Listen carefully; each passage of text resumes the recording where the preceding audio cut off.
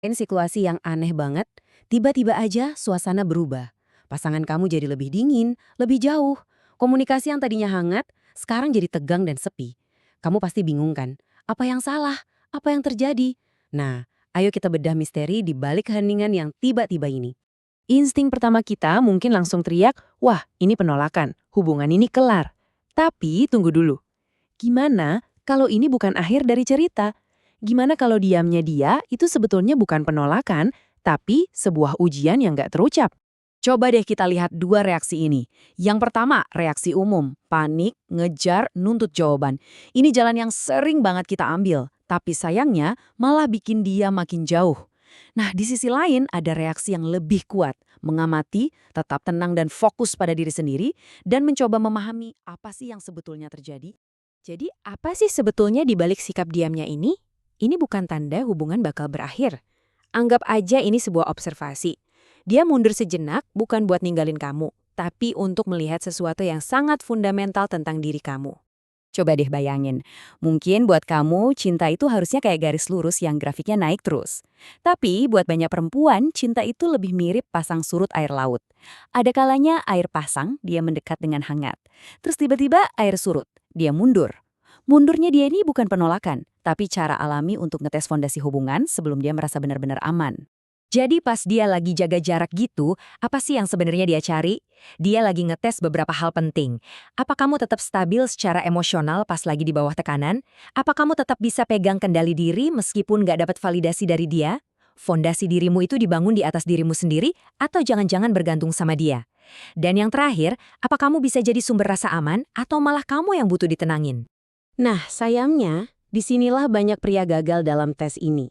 Bukan karena mereka nggak pantas, tapi karena reaksi mereka justru mengonfirmasi ketakutan terdalam si wanita. Kepanikan mereka itu malah jadi kenyataan yang mereka takutkan. Semuanya berawal dari sini. Begitu kehangatannya hilang, rasa takut kehilangan itu langsung mengambil alih. Pikiran kita mulai liar, ngebayangin skenario terburuk. Nah, inilah kepanikan internal yang sumbernya dari rasa insecure. Kepanikan di dalam hati itu akhirnya tumpah jadi tindakan. Kamu mulai ngejar, kirim pesan bertubi-tubi, telepon gak diangkat-angkat, kamu berusaha memperbaiki situasi, padahal yang dia butuhin cuma satu, ruang. Aksi ngejar ini dengan cepat berubah jadi tekanan. Kamu nuntut jawaban, minta kepastian, minta jaminan yang dia sendiri belum siap kasih. Kamu berusaha narik dia biar deket, padahal dia cuma butuh ruang untuk bernafas.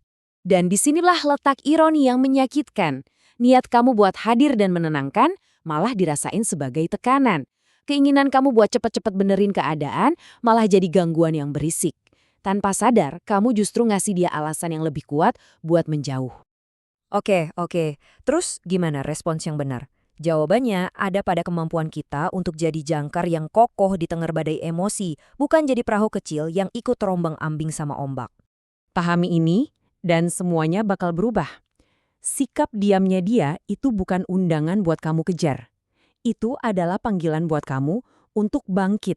Untuk nunjukin kekuatan karaktermu, bukan pas semuanya lagi baik-baik aja, tapi justru pas kamu nggak dapat validasi apapun dari dia. Jadi, langkah-langkah praktisnya gimana? Pertama, tarik napas. Stop reaksi panik yang impulsif. Kedua, amati. Sadari kalau ini adalah proses internal dia, bukan serangan pribadi ke kamu. Dan yang paling penting ketiga, tetap fokus sama diri sendiri. Lanjutin hidupmu, kejar tujuanmu, jaga disiplinmu. Dan inilah kebenarannya. Rasa aman seorang wanita itu datang bukan dari pria yang selalu bahagia. Rasa aman datang dari pria yang stabilitasnya nggak goyah cuma gara-gara mood si wanita lagi berubah. Saat dia lihat ketenanganmu itu datang dari dalam dirimu, bukan dari persetujuan dia, disitulah rasa hormat dan ketertarikan yang tulus mulai tumbuh. Pada akhirnya, seluruh situasi ini sebenarnya bukan tentang dia. Ini semua tentang kamu. Ujian ini punya tujuan yang jauh lebih dalam, yaitu memenangkan kembali kendali atas dirimu sendiri. Jadi, ayo kita ubah fokusnya. Pertarunganmu yang sebenarnya itu bukan melawan sikap diamnya dia, tapi melawan kepanikan di dalam dirimu sendiri. Tujuanmu bukan untuk memenangkan dia kembali, tapi untuk memenangkan dirimu sendiri. Ini bukan lagi soal membuktikan nilaimu ke dia, tapi tentang tahu nilai dirimu sendiri, terlepas dari validasi siapapun. Pada akhirnya, situasi ini tuh kayak cermin. Buat pria yang rapuh, yang pusat kehidupannya ada di validasi pasangannya, guncangan kecil kayak gini bisa menghancurkannya. Tapi buat pria yang kokoh, yang berpusat pada dirinya sendiri, guncangan yang sama justru akan memperlihatkan betapa kuat fondasinya. Jadi, lain kali kamu menghadapi keheningan ini, coba ganti pertanyaannya di kepala. Jangan lagi bertanya, gimana cara dapetin dia kembali? Tanyakan ini, gimana cara gue memenangkan kembali diri gue sendiri? Karena pada akhirnya, pria yang utuh dan berpusat pada dirinya sendiri itu nggak perlu mengejar.